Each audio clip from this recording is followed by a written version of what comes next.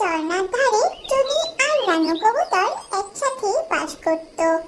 তারা দুজন একজন আরেকজনের খুব ভালো বন্ধু ছিল। তারা একদিন জঙ্গলে ঘুরতে বের হলো। ঘুরতে ঘুরতে তারা দেখতে পেল ছোট টিয়া জঙ্গলে মন খারাপ করে বসে আছে। তারপর তারা দুজন ছোট টিয়ার কাছে গেল।